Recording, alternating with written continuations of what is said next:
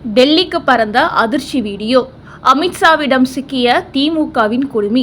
மு.க. ஸ்டாலினுக்கு எதிர்பாராத அதிர்ச்சி கொடுத்த சுப்ரீம் கோர்ட். PR ஹவாய் போட்ட உத்தரவால் பரபரப்பு. வணக்கம் நண்பர்களே. தற்போது கரூர் சம்பவத்துக்கு பிறகு தமிழக அரசியலில் அசாதாரண சூழல் நிலவிக் கொண்டிருக்கிறது.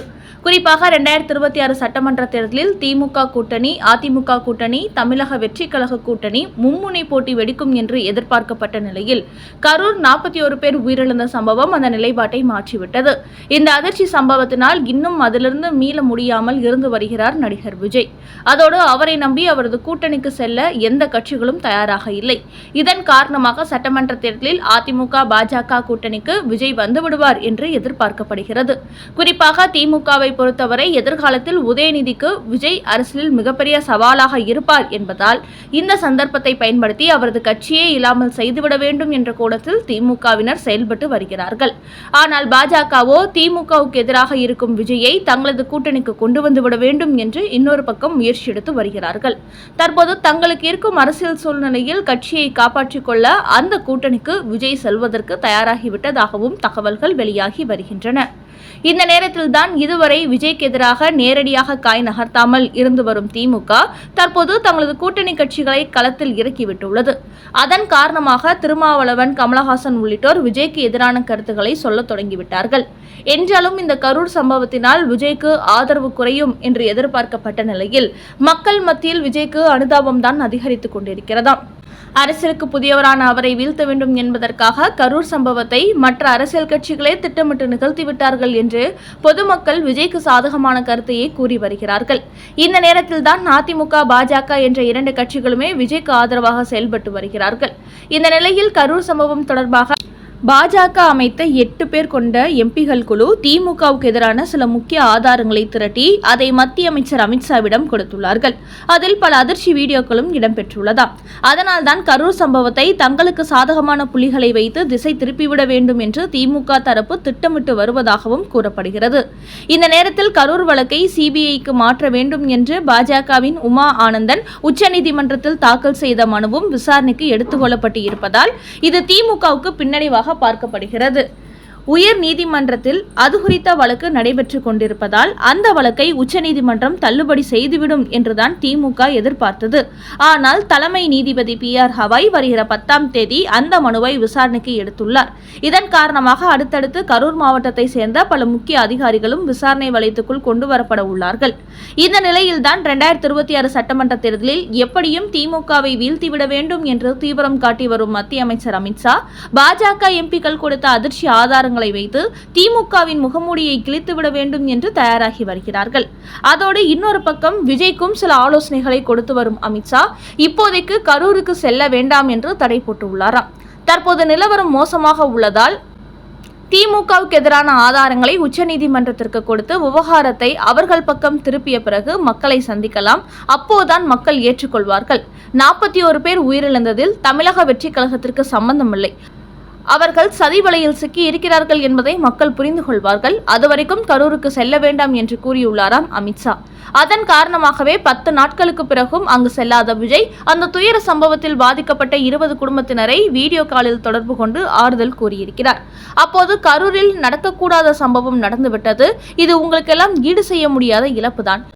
இதில் பாதிக்கப்பட்ட உங்களுக்கு என்னால் முடிந்தவரை உதவிகள் செய்ய தயாராக இருக்கிறேன். பாதிக்கப்பட்ட தம்பிகளுக்கு அண்ணனாகவும் தங்கைகளின் அண்ணனாகவும் இருந்து அனைத்து உதவிகளையும் செய்து கொடுப்பேன் என்று உருக்கமாக பேசியுள்ளாராம் விஜய். இப்படி விஜய் பேசியதை கரூர் மக்கள் நேற்று உறுதிப்படுத்தியுள்ளார்கள். குறிப்பாக தன்னிடத்தில் வீடியோ காலில் பேசும்போது யாரும் புகைப்படமும் வீடியோவாக எடுக்க வேண்டாம் என்று அவர் கேட்டுக்கொண்டுள்ளார்.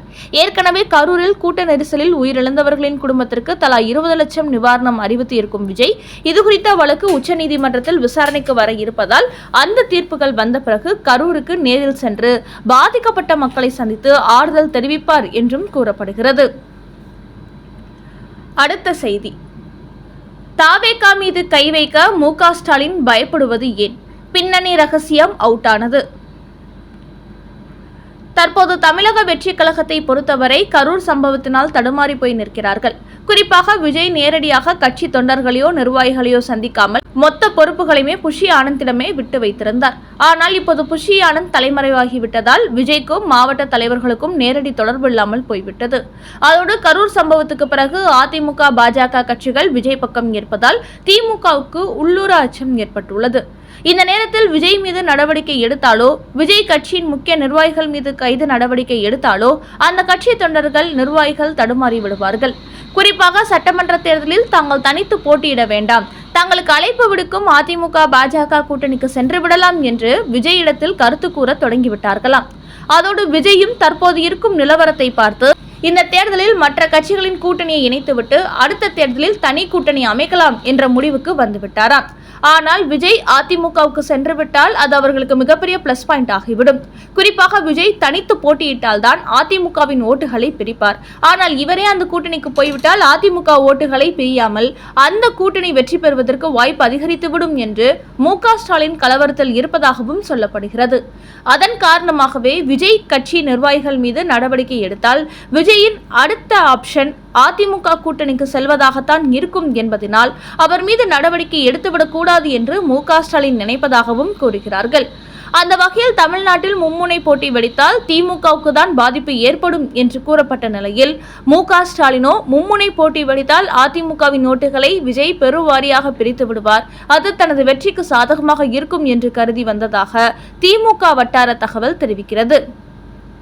அந்த வகையில் தற்போதைய நிலவரப்படி விஜய் கட்சிக்கு சிக்கலை ஏற்படுத்தினால் அவர்கள் கண்டிப்பாக தனி கூட்டணி அமைக்க மாட்டார்கள், அதிமுகவுடன் இணைந்து விடுவார்கள் என்ற ஒரே காரணத்தினால்தான் மு.க. ஸ்டாலின் அந்த கட்சி மீது பெரிய அளவில் நடவடிக்கை எடுக்காமல் அமைதி காத்து வருவதாகவும் தகவல்கள் வெளியாகியுள்ளன.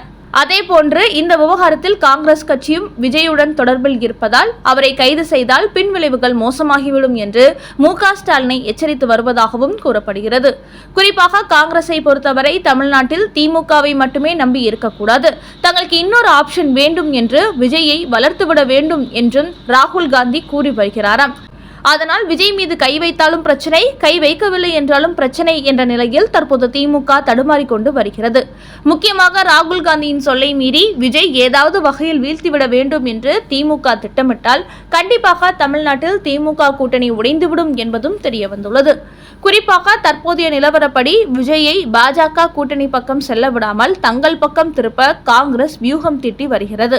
அப்படி வந்தால் தங்கள் தலைமையில் ஒரு கூட்டணி அமைக்கலாம் என்றும் அவர்கள் திட்டமிட்டு வருவதாக கூறுகிறார்கள். இதன் காரணமாக தற்போது மு.க. ஸ்டாலினுக்கு ஏகப்பட்ட சிக்கல் ஏற்பட்டுள்ளது. விஜய் தனித்து போட்டியிடாமல் அதிமுக கூட்டணிக்கு போனாலும் பிரச்சனை, காங்கிரஸ் பக்கம் சென்றாலும் பிரச்சனை, அவர் எந்த கூட்டணிக்கு சென்றாலும் திமுகவையே பாதிக்கும் என்று தடுமாறிக்கொண்டு வருகிறதாம் திமுக. சீமான் நடிகை விஜயலட்சுமி வழக்கில் திடீர் திருப்பம். நாம் தமிழர் கட்சியின் சீமான் தன்னை திருமணம் செய்து கொள்வதாக சொல்லி பாலியல் ரீதியான உறவு வைத்துக் கொண்டதாக குற்றம் சாட்டி வந்த நடிகை விஜயலட்சுமி அவர் மீது மோசடி, கற்பழிப்பு, கொலை மிரட்டல் போன்ற சட்டப்பிரிவுகளில் வழக்கு பதிவு செய்திருந்தார். இதுகுறித்து காவல்துறையினர் விசாரணை நடத்தி வந்த நிலையில் இந்த வழக்கை ரத்து செய்யுமாறு உச்சநீதிமன்றத்தில் மனு தாக்கல் செய்தார் சீமான். இந்த விசாரணையின் போது நடிகை விஜயலட்சுமியிடம் சீமான் மன்னிப்பு கேட்க வேண்டும், அப்படி இல்லை என்றால் சீமானை கைது செய்வதற்கு பிறப்பிக்கப்பட்ட தடை உத்தரவு ரத்து செய்யப்படும் என்று நீதிபதிகள் அவருக்கு ஒரு அதிர்ச்சி கொடுத்தார்கள். இந்த நிலையில் அக்டோபர் 8ஆம் தேதியான இன்று அந்த அவதூறு வழக்கில் சீமான் தரப்பில் நீதிமன்றத்தில் பிரமாண பத்திரம் தாக்கல் செய்துள்ளார்கள். அதில் நடிகை விஜயலட்சுமிக்கு எதிராக தாம் கூறிய அனைத்து அறிக்கைகள், குற்றச்சாட்டுகளையும் திரும்பப் பெறுவதாக தெரிவித்திருக்கும் சீமான் இனிமேல் அவர் குறித்து எந்த அவதூறு கருத்தையும் வெளியிட மாட்டேன் என்று உறுதியளித்திருக்கிறார். அதோடு சீமானால் பெரிய அளவில் பாதிக்கப்பட்டிருக்கிறேன், எனது வாழ்வாதாரத்துக்கு இழப்பீடு வழங்க அவருக்கு உத்தரவு போட வேண்டும் என்று நீதிமன்றத்தில் விஜயலட்சுமி தரப்பில் மனு தாக்கல் செய்யப்பட்டிருந்தது. இந்த நிலையில் இன்று இந்த வழக்கில் சீமான், விஜயலட்சுமி ஆகிய இருவரும் பரஸ்பர மன்னிப்பு கேட்டுக்கொண்ட நிலையில் இந்த வழக்கை சுப்ரீம் கோர்ட் முடித்து வைத்திருக்கிறது. ஒரு வழியாக நடிகை விஜயலட்சுமி கூறிவந்த புகார் வழக்கிலிருந்து தப்பித்துள்ளார் சீமான். என்றாலும் இவர்கள் இதோடு தங்களுக்கிடையிலான இந்த வார்த்தை மோதலை நிறுத்திக் கொள்வார்களா, இல்லை மீண்டும் தொடர்வார்களா என்பது போக போகத்தான் தெரியும்.